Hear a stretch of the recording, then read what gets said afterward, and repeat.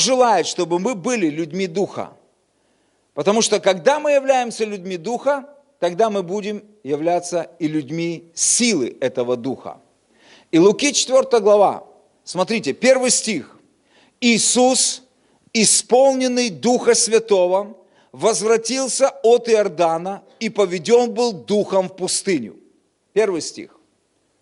И Писание говорит, что 40 дней он был искушаем от дьявола там. Так ведь? И 14 стих говорит о каком-то изменении, которое произошло за эти 40 дней. И какие изменения?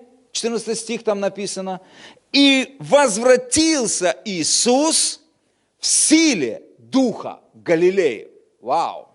За 40 дней он вошел в пустыню. Он вошел в пустыню исполненным Духом, а вышел в силе Духа.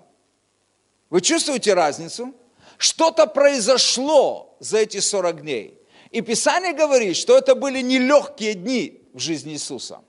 Это были непростые дни в жизни Иисуса. Это были трудные дни в жизни Иисуса. Потому что все 40 дней, не последний день, но все 40 дней Иисус был искушаем самим сатаною.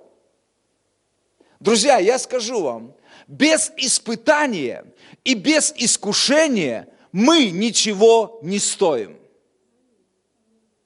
Как бы нам не хотелось избежать испытаний Божьих, искушения дьявола, но это часть нашей жизни. И если Иисус, будучи Сыном Божьим без греха, не избежал от искушений, то будьте уверены, вы тоже не избежите от искушений дьявола. Вы понимаете? Быть искушаемым – это не грех. Потому что Христос был искушаем, но Библия говорит, что Он был без греха. Это мне говорит о том, что быть искушаемым – это не грех. Вы слышите? Вопрос все в нашей реакции и к пониманию искушений. Поэтому я хочу, чтобы мы все были исполнены Духа Святого и выходили победителями и в силе Духа Святого из всяких искушений и испытаний, которые будут приходить в нашу жизнь. Аминь. Я буду говорить сегодня небольшое слово об испытаниях и искушениях. И испытание – это то, что приходит от Бога к нам. Искушение – это то, что приходит от дьявола к нам. Испытания очищают нас, а искушения делают нас сильными. Вы слышите? Очень важно понимать, что испытания очищают нас, а искушения делают нас сильными. И я покажу вам на примере Иисуса Христа, на примере апостолов. Поэтому и испытания, и искушения, если можно так сказать, нужны нам. И несмотря на то, что искушения приходят не от Бога, Бог допускает дьяволу искушать нас. Посмотрите на Иисуса. Кто повел Иисуса в пустыню? Дух Святой. Дух Святой повел в пустыню. Вы понимаете, Бог повел в пустыню. Он позволил. Аминь. Поэтому очень важно понимать, несмотря на то, что искушения не приходят от Бога, а от дьявола, Бог позволяет дьяволу, чтобы приходили искушения. Аминь. Я просто дам вам это местописание, чтобы вы понимали. Аллилуйя. Иакова, 1 глава. Иакова, нужно иметь понимание, друзья, потому что не бояться того, что происходит в нашей жизни, не быть под давлением, не быть в депрессии, то есть, а правильно реагировать на испытания, искушения, различать, где испытания, где искушения. Смотрите, 1 глава Иакова, 13-15 стих. В искушении никто не говорит, Бог меня искушает. Я говорил, что искушения приходят не от Бога. Цель искушения, чтобы вы согрешили. Бог никогда не позволяет себе, в нем нет зла. Вот дальше написано. В искушении никто не говорит, Бог меня искушает, потому что Бог не искушается злом и сам не искушает никого. Это очень важно понимать. Но каждый искушается, увлекаясь и обольщаясь собственной похотью. Похоть – это злые желания, которые остались от старого человека в нас. Несмотря на то, что очень важно понимать, друзья, духовный мир и духовные утверждения некоторых писаний, потому что сегодня богословы, они трактуют непонятно как. Есть реальность физическая, есть реальность духовная.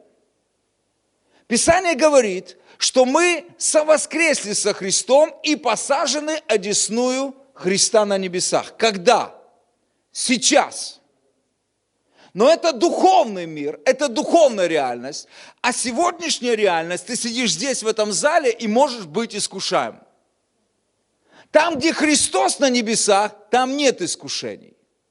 Но ты искушаешься здесь. Поэтому очень важно понимать вот Писание, о чем говорит Писание, где, какой реальности говорит. Реальности, когда ты здесь, или реальности, когда ты на небесах. Поэтому каждый из вас, вы можете согласиться со мной, если вы честны, то вы не живете постоянно в реальности на небесах. Совершенная воля Божья, чтобы мы постоянно жили реальностью небес. Но мы в процессе того, чтобы жить реальностью небес. Вы понимаете? Но мы в процессе только. Вы понимаете? Точно так же, как мы спасены, но мы совершаем спасение. Мы святы, но мы нуждаемся в освящении. Мы праведны, но нам нужна праведность Христа каждый день. Вы понимаете, да? Есть юридический аспект, а есть действительный адрес, где мы сейчас находимся. И мы простираемся через веру, через послушание истине, через обновление Духом, через действие Духа Святого в нас. Мы совершенствуемся в образ Христа. Вы понимаете, да? Я надеюсь, что вы понимаете. Поэтому, то есть, не нужно быть таким перфекционистом, где я святой, я там и все. Конечно, ты святой. Но если поковыряться и понаблюдать за твоей жизнью, то мы скажем, не святой ты, парень. Мы понимаем, что ты святой, но в реальности не святой. Согласны? Поэтому, это очень важно, то есть не спекулировать этими понятиями. Писание говорит, что Бог не искушает нас злом. Давайте мы посмотрим Луки 22 главу. И очень важно понимать, еще раз повторюсь, испытания нас очищают, искушения делают нас сильными. Это значит, мы нуждаемся и в испытаниях Божьих. Испытания Божьи, я вам покажу просто, ладно. Луки 22:40. Луки 22:40. Смотрите. Аллилуйя. Пришедший же на место, сказал им, ученикам, молитесь, чтобы не впасть в искушение. И сам отошел от них на вержение камня, то есть на бросок камня, и, преклонив колено, молился. Знаете, что удивительно? Когда Иисус сказал, молитесь, знаете, что они сделали? Не молились. А Иисус пошел молиться. Вы знаете, что для Иисуса это было не искушение. Для Иисуса это было испытание, а для учеников это было искушение. Друзья, и в испытании, и в искушении нам нужна близость с Богом. И в испытании, и в искушении нам нужна близость с Богом. Для того, чтобы пройти Божье испытание, пройти очищение, трудные обстоятельства и узнать, что у нас есть на самом деле в сердце, нам нужна близость с Богом. Аминь. Для того, чтобы противостать дьяволу и иметь силу противостать ему силой Духа Святого, нам нужна близость с Богом. Иисус, Он сказал ученикам, и в этом моменте у Иисуса было испытание, а у учеников было искушение. Иисус сказал: молитесь, чтобы не впасть в искушение. И что они сделали? Заснули. А Иисус пошел и молился. Так ведь? И смотрите, говоря: Отче, если бы ты благоволил пронести чашу эту мимо меня, впрочем, не моя воля, но твоя да будет. Испытания приводят нас к смирению, друзья. Испытания очищают нас от гордости. Вы знаете, нам нужны испытания. Нам нужны трудные обстоятельства, чтобы узнать, что у нас в сердце. Оставьте здесь закладку, пальчик, мизинчик. Можете не открывать, я просто вам прочитаю. Второзаконие, 8 глава. Смотрите, можете не открывать, я быстро просто это сделаю. Бог говорит слова.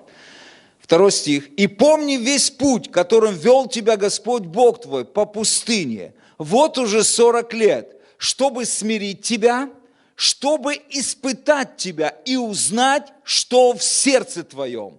Будешь ли хранить заповеди Его или нет?» Еще раз.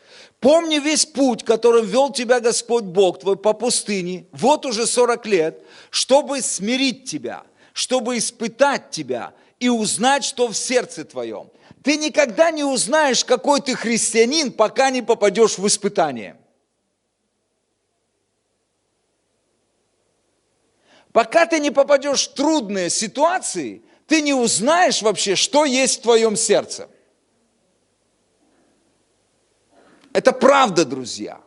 Пока на тебя не надавить, ты не узнаешь, что из тебя полезет. Как только начинается давление, смотрите за вашими словами, за вашими реакциями, смотрите, что выходит из вас. Это то, что есть в вашем сердце. И это возможно только когда ты проходишь испытание. Не искушение, друзья. Испытание. Это тяжелые обстоятельства в вашей жизни. Различные обстоятельства.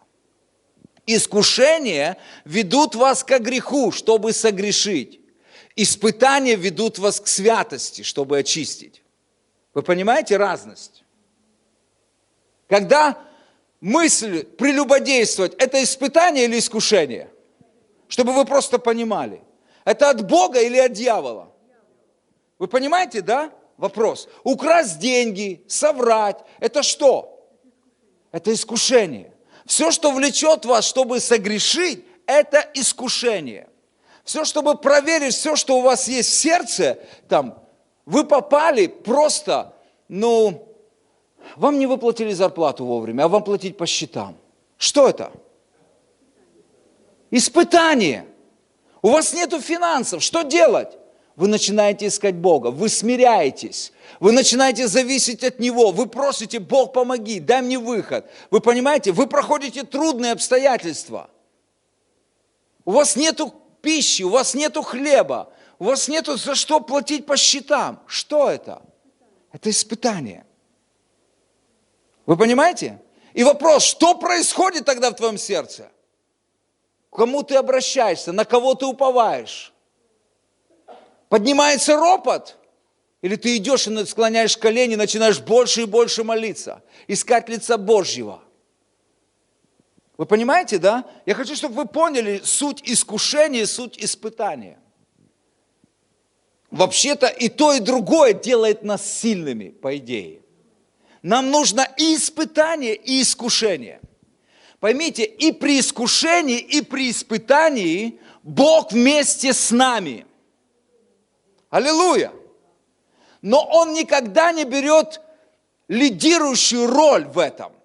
Первое слово не за ним, а за нами. Бог смотрит на нашу реакцию, что мы будем делать в испытании, как мы будем реагировать на искушение. Вы понимаете? Вы не один в испытании, вы не один в искушении. Смотрите, первое послание Коринфянам. Вам понятно вообще-то? Суть вообще-то этой проповеди, чтобы нам быть сильными. И Писание говорит, 10 глава, 1 Коринфянам, 10 глава, 13 стих. «Вас постигло искушение не иное, как человеческое. И верен Бог, который не попустит вам быть искушаемым сверх сил, но при искушении даст и облегчение, так, чтобы вы могли перенести». Вы не один в искушении. Вы не можете пройти, в смысле, Бог не позволит дьяволу искушать вас больше, чем вы можете понести. Если приходят какие-то мысли, если приходят какие-то образы, если приходят какие-то вещи, чтобы согрешить, это не значит, когда люди говорят, я не мог с этим справиться. Ложь! Вы согласились с этим. Вы понимаете? Вы согласились, вы просто не захотели сказать «нет». Как только вы говорите «нет», приходит сила ангелов для того, чтобы убрать этого беса, который дает вам мысли, образы, действия и так далее, и так далее, и так далее. Вы понимаете, да? Но Бог смотрит на нашу реакцию. Вы не можете запретить искушению приходить, но вы можете сказать ему «нет». И как только вы говорите «дьявол, убирайся вон», я не соглашаюсь с тем, на что ты меня толкаешь, сразу приходит помощь, сразу приходит сила. И когда люди мне говорят, ко мне я был искушаем, и я не мог избежать этого, ты просто не захотел сказать «нет». Потому что грех, он имеет свой вкус, который влечет. И ты знаешь запах греха, и он рисует тебе радужные картинки, но как только ты съешь его, ты отравишься, это смертельный яд. И ты чувствуешь себя плохо, когда ты согрешишь. Ужасно плохо, тебе стыдно, думаешь, Господи, ну почему? Я думал, что это будет намного лучше. И ты чувствуешь осуждение и вину. И ты не чувствуешь того кайфа, который тебе обещал грех. И тогда ты идешь к Богу и говоришь, Бог, прости меня. Слава Богу за кровь Иисуса. Что мы можем, несмотря на все это, прийти к Богу и сказать, Господи, прости. Я больше не попадусь на эту удочку. Господи, прости, ты знаешь мою слабость. Это я согрешил, это моя вина. Я позволил этому искушению просто прийти в мою жизнь. Я согласился, я не противостал этому искушению. Поймите, и в искушении, и испытании вы не одни. Бог не дает нам искушения больше, чем мы можем пройти. Так говорит Его Слово. Но если вы попались на искушение и согрешили через искушение, вы просто согласились. Это не значит, что Бог не смог помочь. Вы согласились. Это был ваш выбор. Вы понимаете меня? Вы должны знать, как работает это. Вы должны знать, как работает это. Вот почему Иисус говорит, бодрствуйте, молитесь. Ученики заснули. И что? Они согласились с этим искушением. Они просто дали своей плоти желать. Да мы устали. Да, Божья благодать, она сильная. Мы не будем противостоять греху. Учение о суперблагодати из ада, который говорит, Бог позаботится, Бог уже все сделал. Друзья, есть наша ответственность противостоять дьяволу. Писание говорит, что дьявол ходит, как рыкающий лев, ища кого поглотить. Он не изменился. Петр говорит, дьявол ходит за нами по пятам. Дьявол ходит по пятам, и он дает искушение. Он дает искушение. Он ищет кого? Слабых. Он ищет тех, которые не молятся, не исполняются духом, не читают Библии, которые не бодрствуют, которые потакают своей плоти, своим желаниям. Он ищет. И благодать не работает для таких людей. Они прикрываются ложной благодатью, потакая своим греховным похотям. Вы понимаете? Это ложное учение от благодати. Неправильное понимание благодати. Потому что благодать дает силу не грешить. Суть Божьей благодати – спасти нас от греха и снарядить нас, чтобы не грешить, а жить святой жизнью.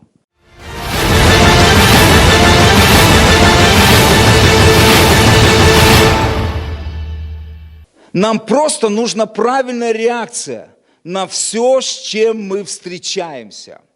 Испытания мы принимаем, а искушению мы противостоим. Испытания от Бога мы принимаем, а искушению мы противостоим.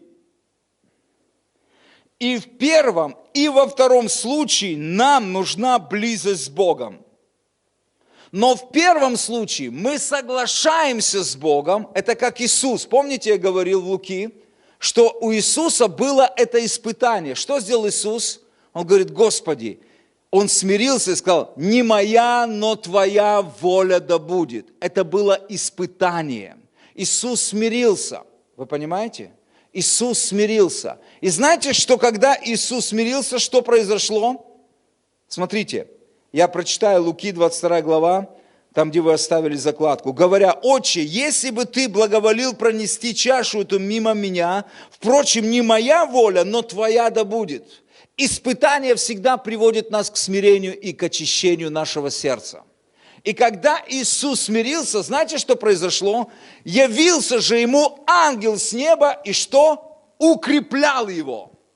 Вы понимаете, что и в испытании, и в искушении мы не одни, но нам нужна правильная реакция. На испытание мы смиряемся и говорим: Господь, пусть Твоя воля исполнится. И приходит ангел. В искушении мы тоже, а в искушении мы противостоим, и приходит сила Божья, чтобы противостать. Вы понимаете?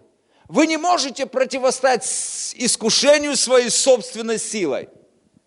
Вы не можете противостать дьяволу своей собственной силой. Вы не можете. Нам нужна сила Бога. Вот почему нам нужно быть исполненными Духом Святым. Вы понимаете? Исполненными Духом Святым. Когда ты исполнен Духом Святым, ты, во-первых, для многих стрел дьявола ты недосягаем. А те, которые до тебя доходят, ты силой Духа Святого умерщвляешь их. Вы понимаете, как важно это? Как важно это. Ученики проспали. И что? Они отреклись от Иисуса. Они согрешили. Они все рассеялись. Иисус исполнил. Пришла сила. Пришла сила. Аминь. О, Иисус. Аллилуйя. Вам понятно? В первом случае, то есть в испытании, мы смиряемся и полагаемся на Бога. А во втором мы используем власть и противостоим дьяволу. И в том и в другом случае ангелы Божии будут с нами и за нас. Но вначале должна быть наша реакция, и только после нашей реакции ангелы будут действовать и помогать нам. Вы понимаете? Вот почему мы не одни в этом. Бог стоит. Но у нас есть ответственность противостоять. У нас есть ответственность противостоять этому. Смотрите, Иакова 4 глава, Иакова 4, написано, 7 стих. Итак, покоритесь Богу, противостаньте дьяволу, и убежит от вас. Вы не можете противостать дьяволу, если вначале вы не покоритесь Богу. Все учение о власти верующего, оно строится на том, что ты ходишь перед Богом в смирении, полагаясь на Его благодать, милость и Дух Святой, и силу. Вы понимаете? Покоритесь Богу, и тогда вы можете противостать дьяволу. Вы понимаете, да? Это то, как мы противостоим искушению. Противостоим искушению. И 1 Петра, 5 глава, можете не открывать. Здесь написано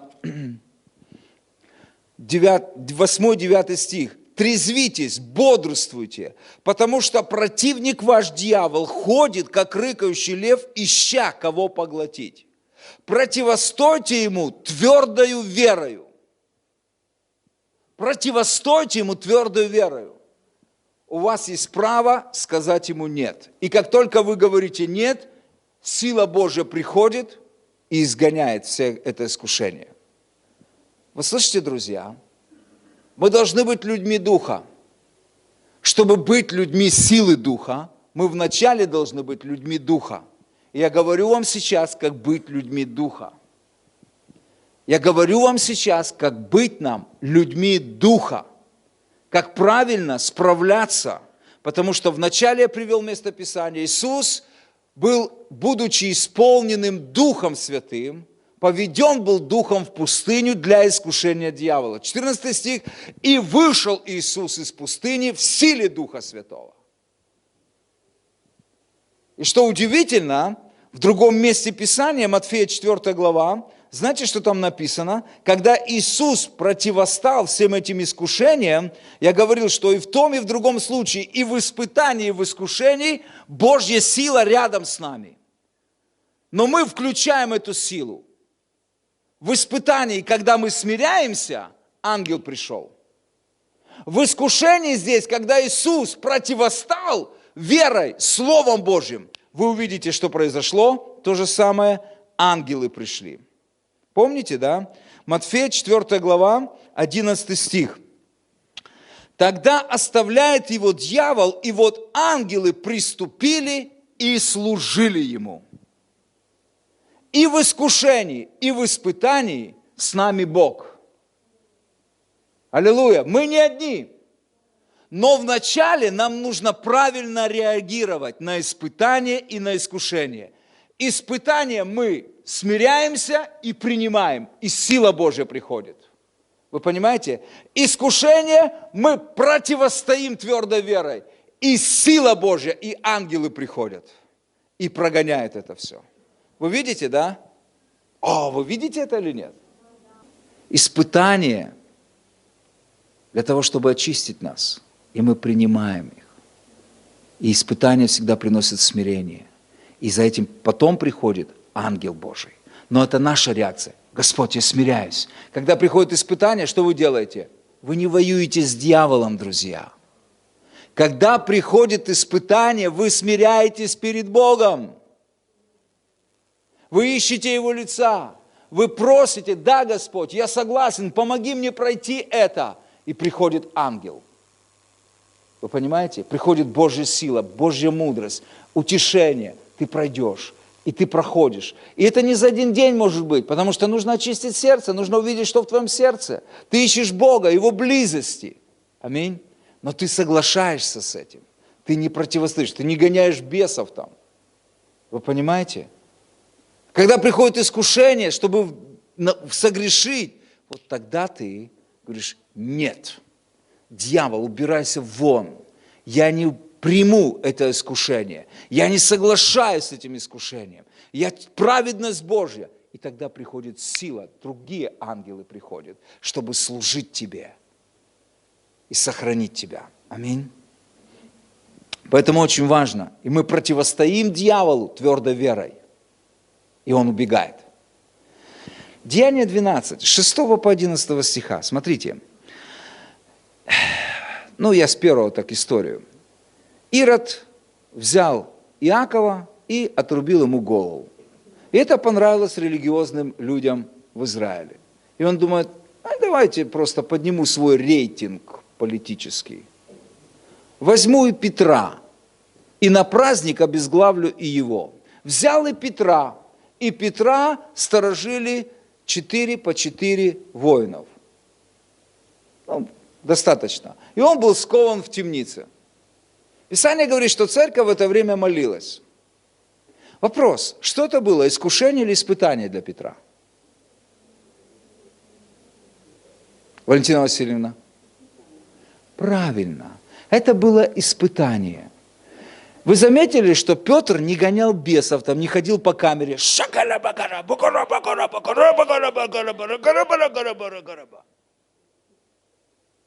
Он знал, что завтра ему отрежут голову.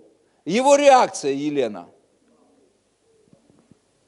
Заснул. Вопрос. Если бы вы знали, что завтра вам отрубят голову, ваша последняя ночь в жизни, что бы вы делали?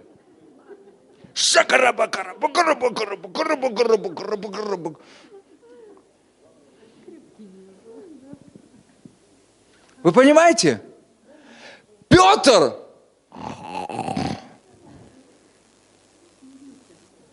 Петр полностью положился на Бога.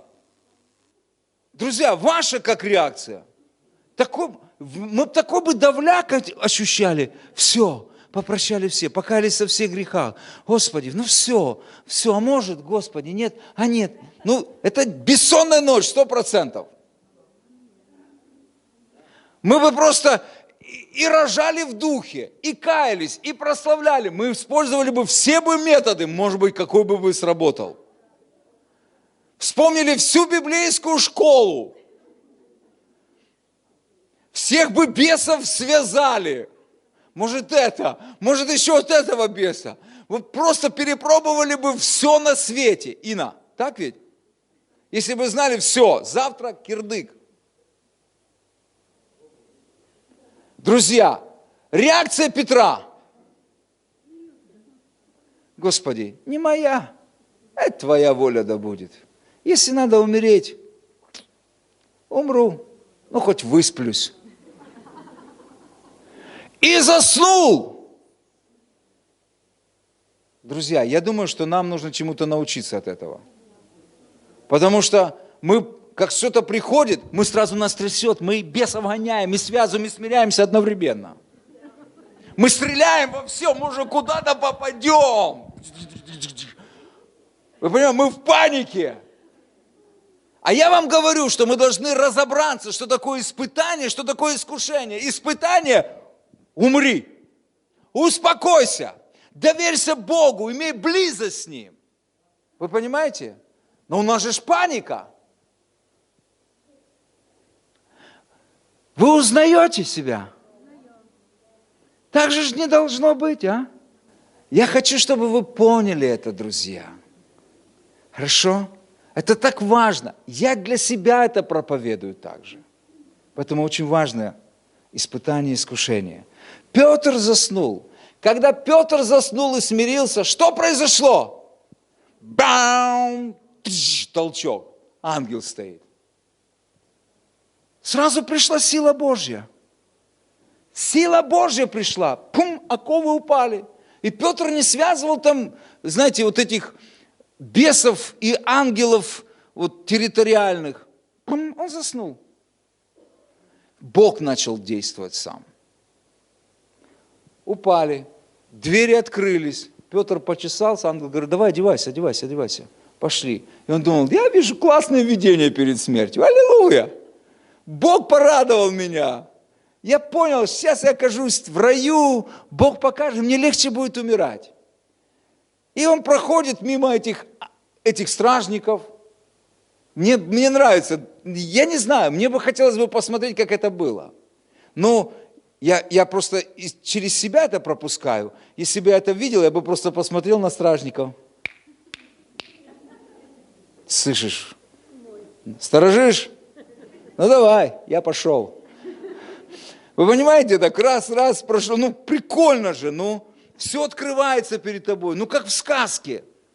Ангелы, эти воины стоят, он прошел, думает, классно вообще так вот снится перед смертью. Бог, спасибо тебе, Иисус, перед смертью порадовал меня, аллилуйя. Ну классно, не кошмары снились ему. Но, друзья, это был не сон. И когда он прошел, он вышел из здания тюрьмы, прошел по этой площади, которая, и двери тюрьмы самой центральной, сами открылись. И он вышел. Прошел 1 квартал, и ангела не стало с ним. Тогда стоп. Я ли это? А? Вот что такое испытание. Вот что такое испытание. Когда мы смиряемся. Когда мы смиряемся. Деяния 16 глава, 25-26 стих. Павел и Сила побили, сковали, бросили в тюрьму. Их реакция.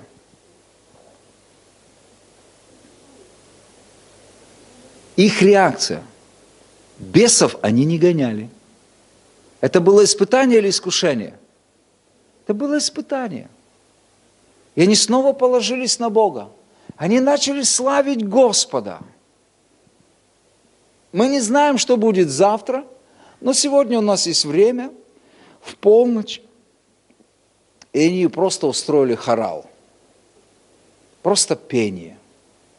В тюрьме, наверное, там звук хороший, потому что Писание говорит, вся тюрьма слушала, там эхо такое, там классно петь, хоралом.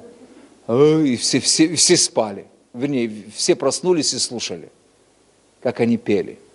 И когда они пели, ангел пришел.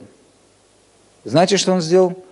Всколыхнул темницу, так что двери открылись, и все узы упали. Аллилуйя!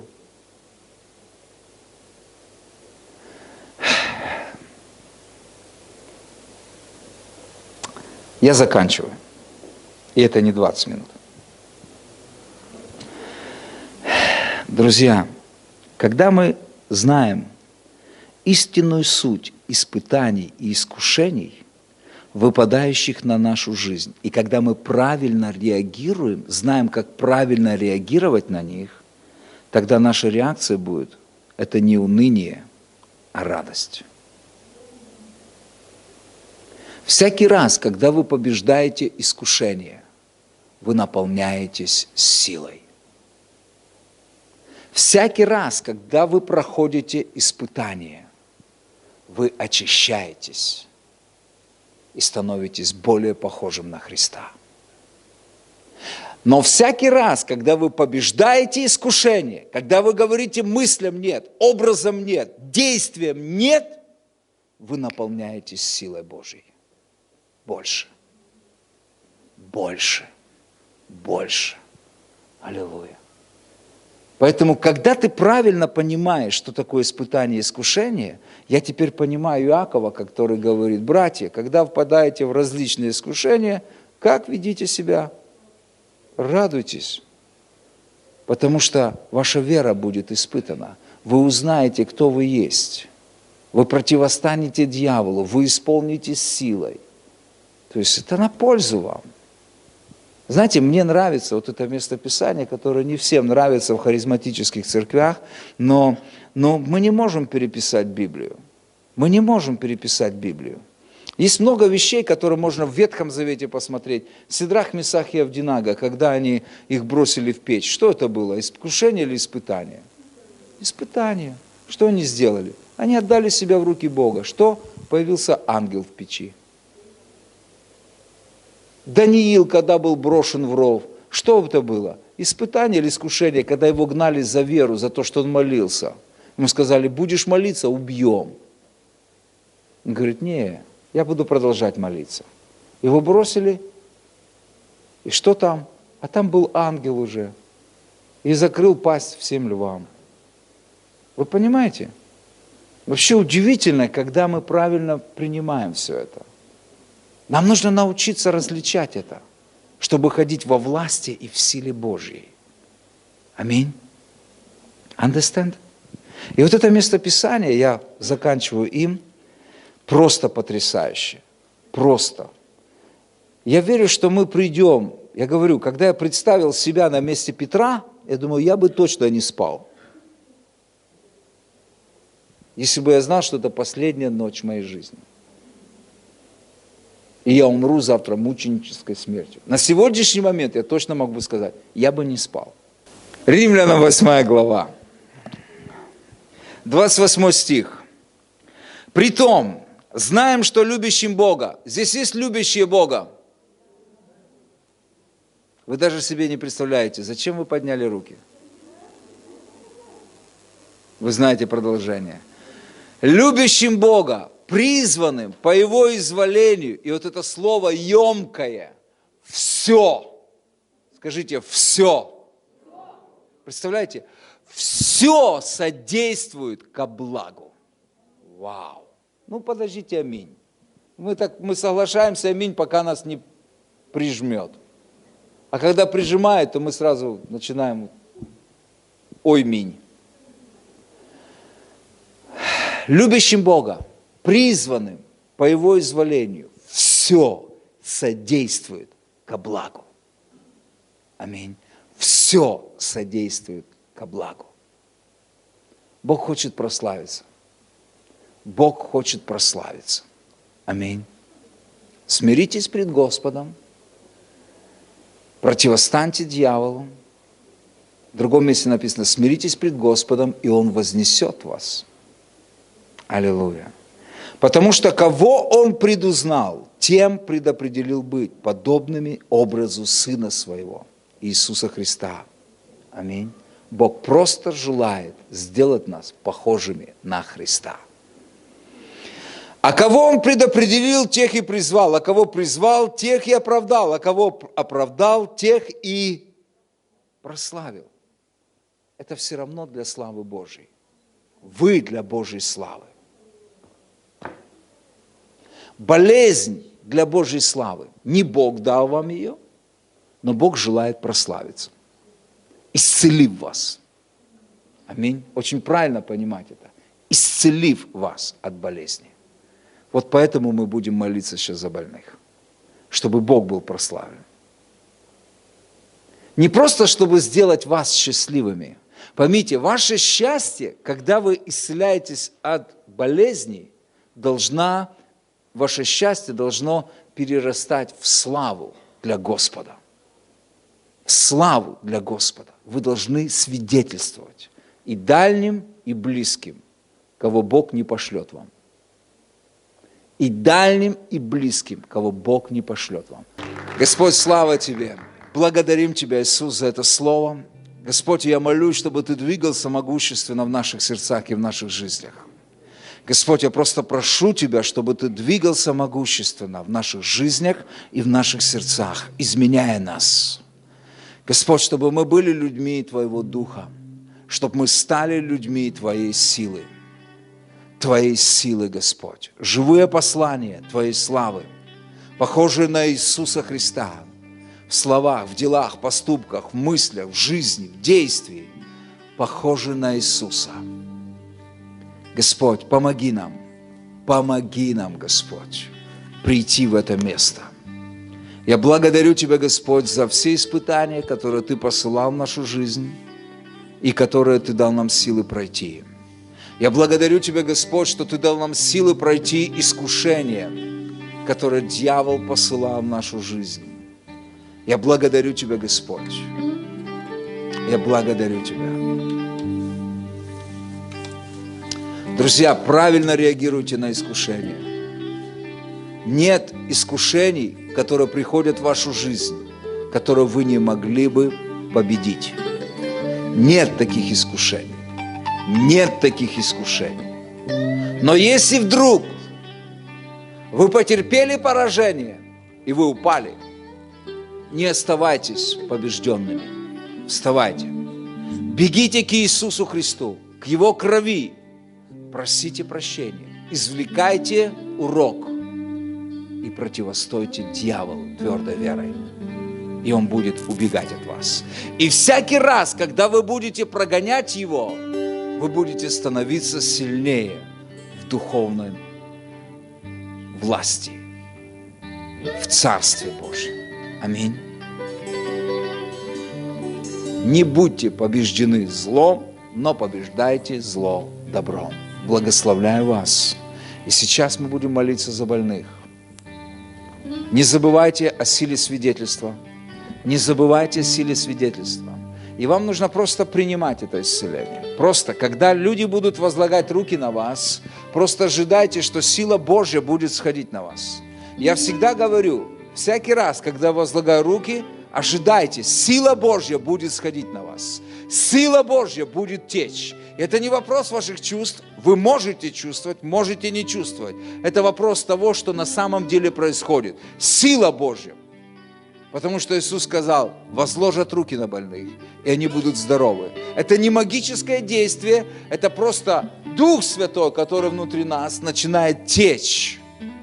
И даже на клеточном уровне, изменяя всю механику, весь физический, химический состав в вашем теле. Это возможно. Богу все возможно.